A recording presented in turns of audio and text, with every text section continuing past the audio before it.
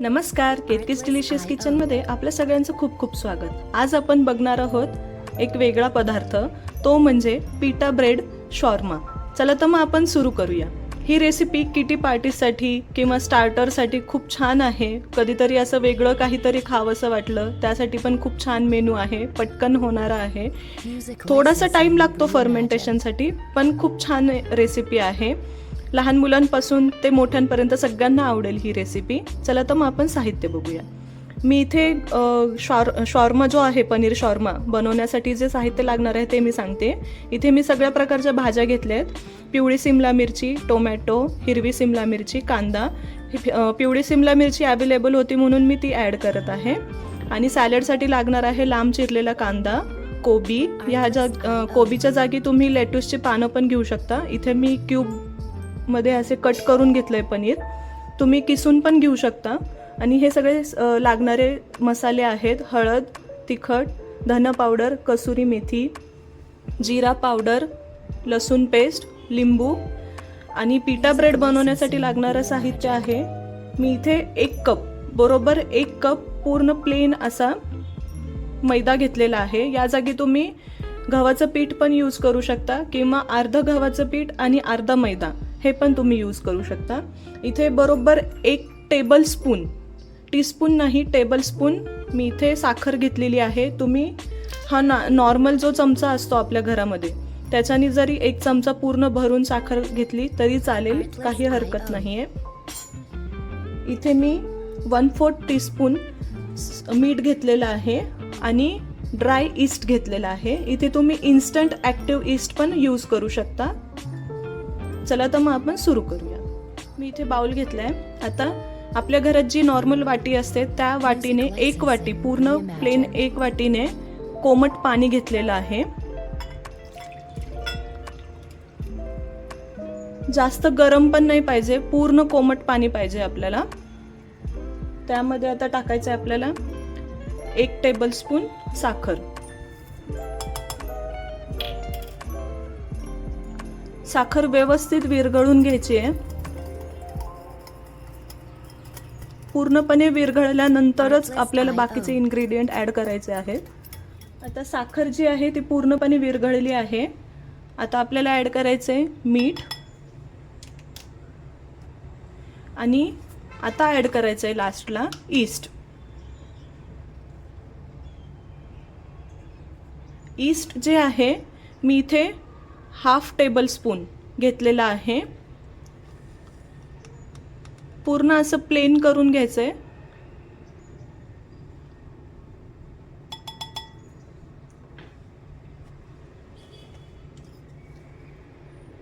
थोडंसं मिक्स करून एक 10 ते 15 मिनिटं फर्मेंट करण्यासाठी झाकून ठेवायचं आहे आपल्याला.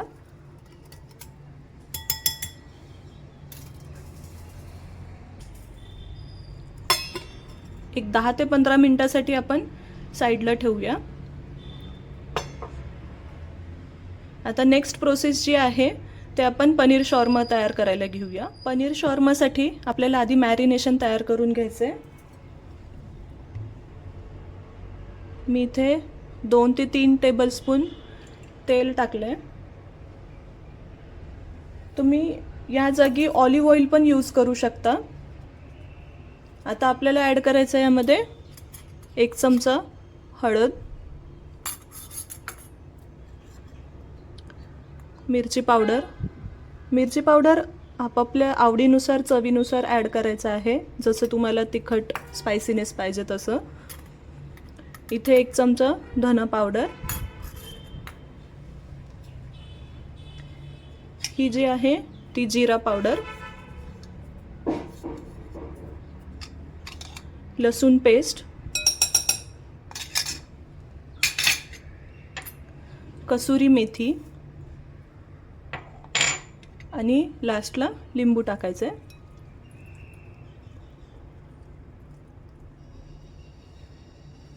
आणि चवीपुरतं मीठ.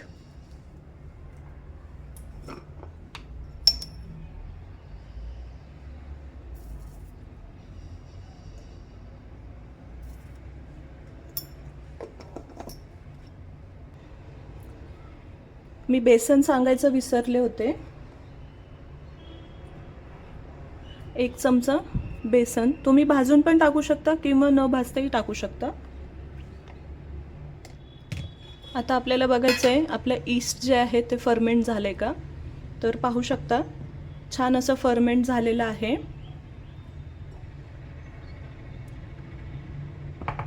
आता आपल्याला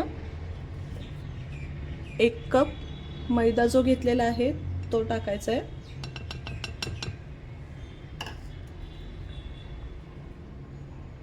आणि हळूहळू व्यवस्थित हे फर्मेंटेशनचं जे पाणी आहे ते ॲड करून घ्यायचं आहे.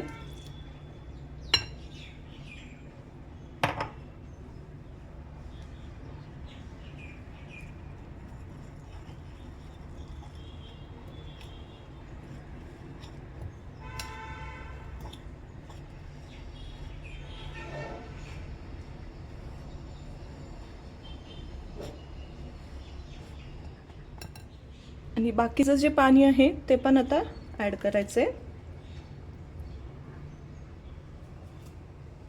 टोटल पाणी लागलेलं आहे 80 ml. ते पूर्ण मी ॲड करून घेतलेलं आहे. आता व्यवस्थित मळून घ्यायचं आहे आपल्याला.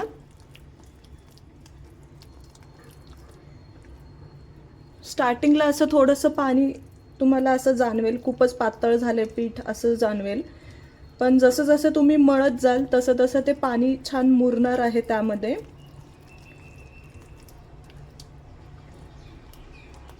आता पीठ मी छान मळून घेतलेलं आहे. आता हा जो गोळा आहे ह्याला छान असं आपण टक इन करून घ्यायचं आहे. म्हणजे आतल्या साईडनी छान असं टक करून घ्यायचं आहे. म्हणजे छान फर्मेंट होतं आणि काही बबल्स पण राहत नाहीत.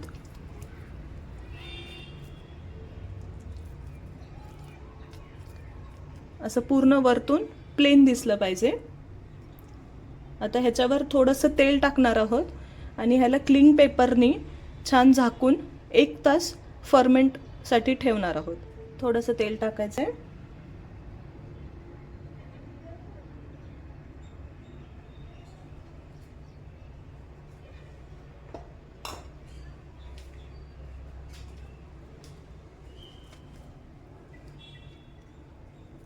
आणि क्लीन पेपरने छान असं टाईट झाकून घ्यायचं आहे आपल्याला.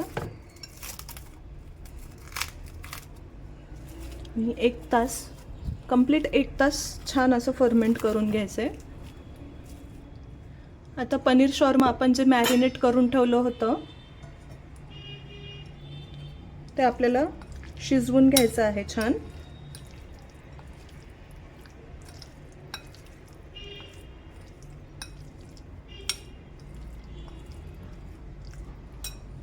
मी इथे कढई ठेवली आहे. 1 चमचा बटर टाकायचं आहे मस्त. बटर मेल्ट झालं की आपल्याला हे मिश्रण ॲड करायचं आहे.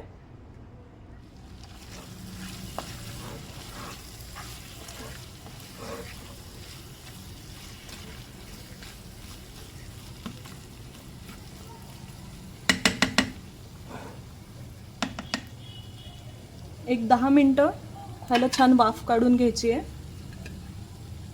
म्हणजे पनीर आणि बाकीच्या सगळ्या ज्या भाज्या आहेत त्या छान शिजतील. आता आपण बघूया आपलं पनीर शॉर्मा छान शिजलंय का. बघू शकता किती मस्त असा कलर आलेला आहे. सगळ्या भाज्या टाकल्यात त्याच्यामुळे पण छान असं कलरफुल दिसत आहे. पनीर पण छान शिजलंय, भाज्या पण छान शिजलेल्या आहेत. आता आपल्याला ह्याला मस्त असा स्मोक फ्लेवर द्यायचा आहे. मी इथे चीज खिसून टाकते. ऑप्शनल आहे, जर तुम्हाला इच्छा असेल तर तुम्ही ॲड करू शकता. मोझरेला चीज पण टाकू शकता, स्लाइस पण ॲड करू शकता. मी इथे नॉर्मल चीज क्यूब टाकलेला आहे.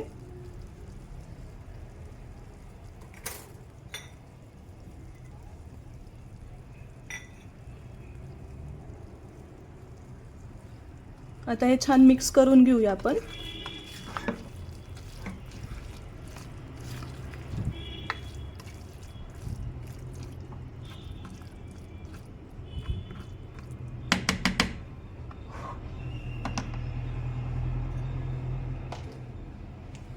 मध्ये मी वाटी ठेवते.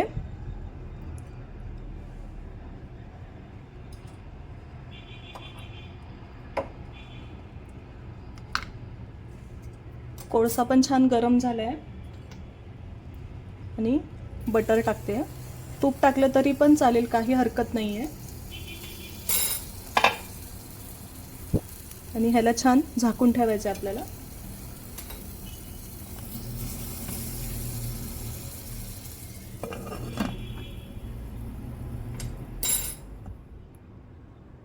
मस्त असं स्मोक फ्लेवर आलेला आहे, छान सुगंध पसरला आहे.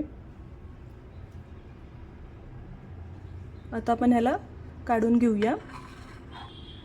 हेच बटर तुम्ही यामध्ये ॲड केलं तरी चालेल, खूप छान फ्लेवर येतो.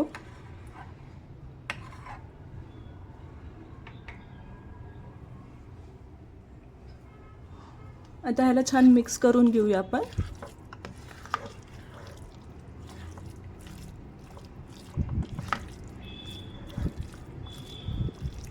हे जे सारण आपण बनवलेलं आहे ते तुम्ही सँडविचसाठी पण तुम्ही यूज करू शकता.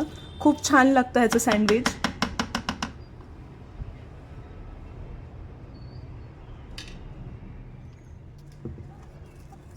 आपलं जे पीठ आहे ते छान फर्मेंट झालेलं आहे, बघू शकता तुम्ही. आता आपल्याला ह्याला छान मळून घ्यायचं आहे, एक 7 ते 8 मिनटं.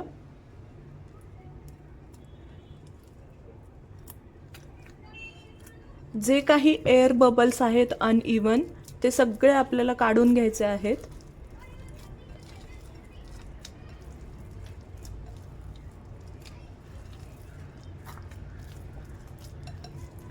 हे जे तेल लावलेलं आहे ते व्यवस्थित ह्याला लावून घेऊया.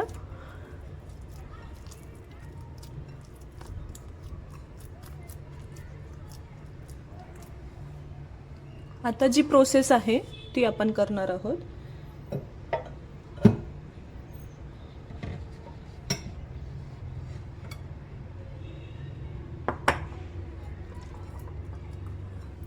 मी इथे खाली पीठ टाकते.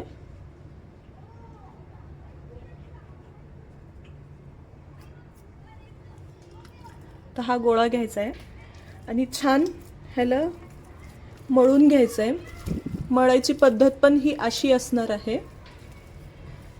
कोणताही बेकिंगचा जो पदार्थ आहे, म्हणजे ब्रेड बेक करतानाचा, ही जी प्रोसेस जी आहे ती नीडिंगची, ही जर व्यवस्थित केली तर ब्रेड, पाव किंवा असं पिटा ब्रेड हे खूप छान फुलतात आणि पीठ पण छान फर्मेंट होतं.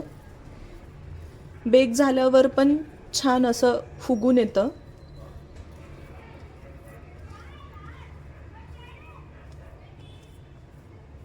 आता आपल्याला ह्याला बटर नाही तर तेल लावून घ्यायचंय. मी इथे बटर घेतलंय थोडं.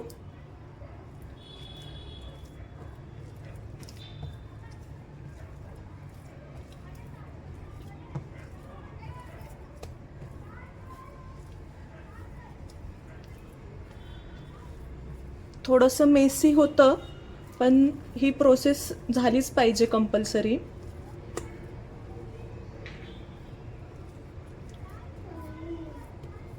मी इथे थोडंसं तेल टाकून घेतेय.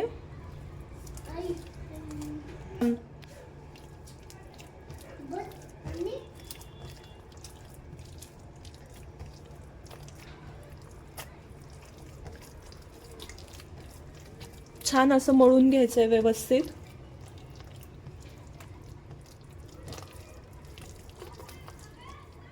पीठ छान मळून घेतलंय मी.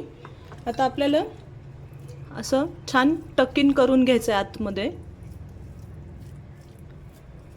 जो काही सरफेस आहे तो पूर्ण प्लेन होऊन जातो आणि अनइवन बबल्स जे आहेत ते निघून जातात. छान असं टक करून घ्यायचंय.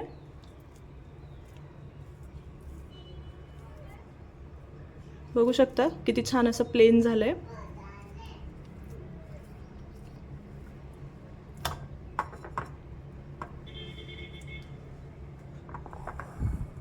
आता मी इथे थोडंसं पीठ टाकून घेते.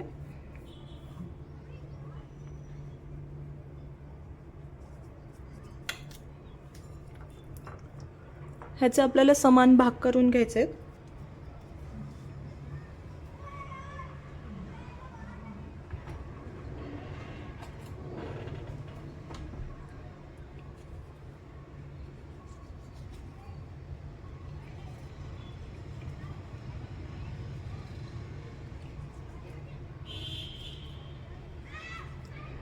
आपण फुलक्यासाठी कसे भाग करून घेतो एवढ्या साईजमध्येच आपल्याला करायचे आहेत, का तर आपण जो साईज आपण लाटणार आहोत हे थोड्या वेळाने फुलून जातात, म्हणजे डबल साईज होतो. त्यामुळे साईज करतानाच व्यवस्थित करून घ्यायचं आहे आपल्याला. मी हा एवढा गोळा घेतलेला आहे.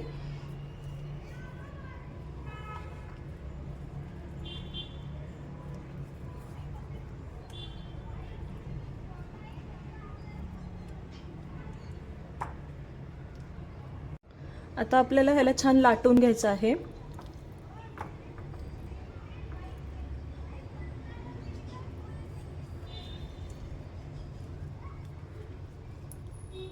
ह्याला पण छान टकिंग करून घ्यायचं आहे आतमध्ये.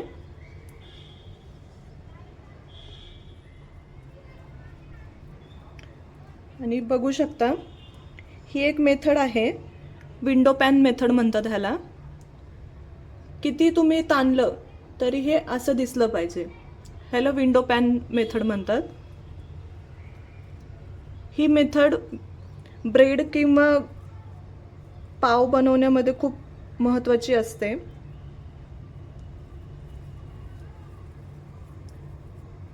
मी इथे पार्चमेंट पेपर घेतलेला आहे, लाटून ह्याच्यावर ठेवायचं आहे आपल्याला. थोडंसं पीठ टाकते.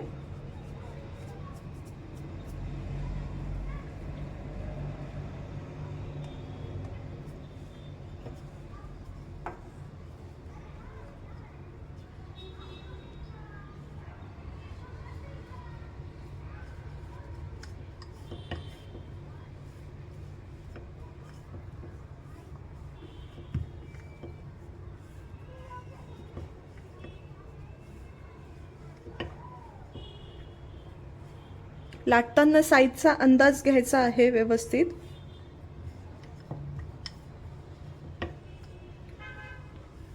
ह्याला मी पॅनवरच भाजणार आहे. तुम्ही ओव्हनमध्ये पण करू शकता.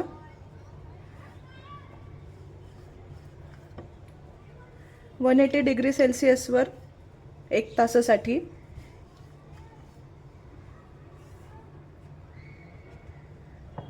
आता मी हा एवढा साईज बनवलेला आहे.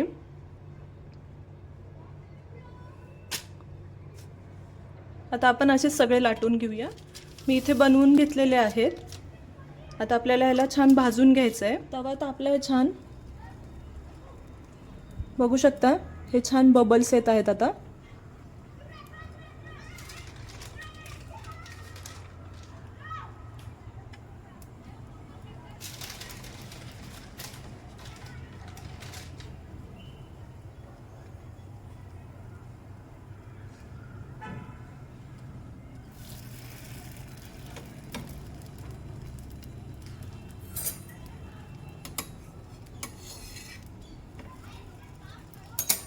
असंच गोल्डन ब्राऊन छान कलर आला पाहिजे.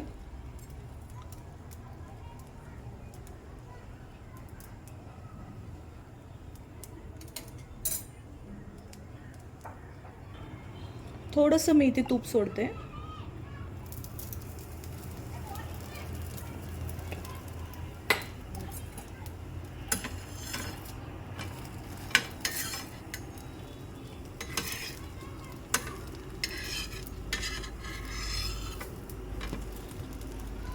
बघू शकता किती मस्त असे छान फुलत आहेत.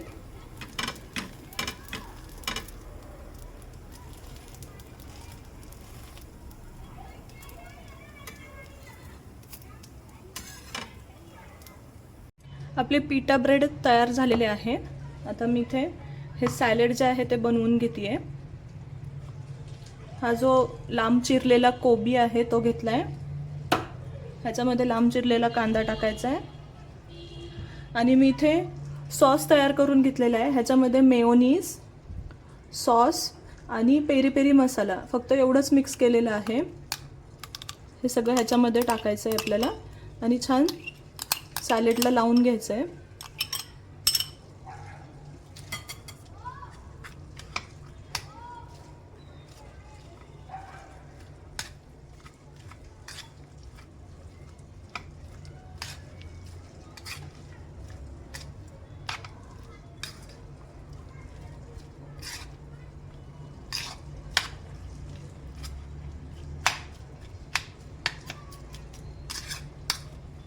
यामध्ये तुम्ही लेट्यूसची पानं पण ॲड करू शकता, ती पण छान लागतात, जर तुम्हाला कोबी आवडत नसेल तर.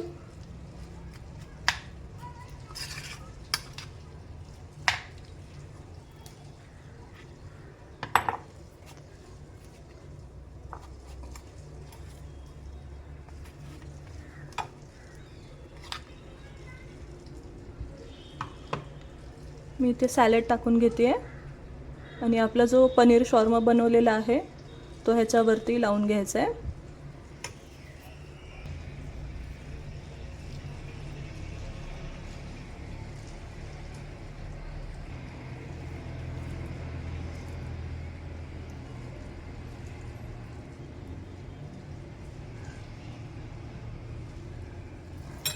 हे तुम्ही फक्त असं पण खाऊ शकता किंवा ह्याच्यावर हे असं ठेवू शकता. मस्त असं तयार आहे आपलं पिटा bread with paneer shawarma. He recipe नक्की ट्राय करून बघा, खूप छान आणि टेस्टी लागते. लहान मुलांना पण खूप आवडेल. फक्त थोडंसं स्पायसी जर कमी टाकलं तर त्यांनाही ही रेसिपी खूप आवडेल. नक्की ट्राय करा आणि कमेंट बॉक्समध्ये कळवायला अजिबात विसरू नका. चॅनलला लाईक, शेअर आणि सबस्क्राईब करा. Enjoy and thank you.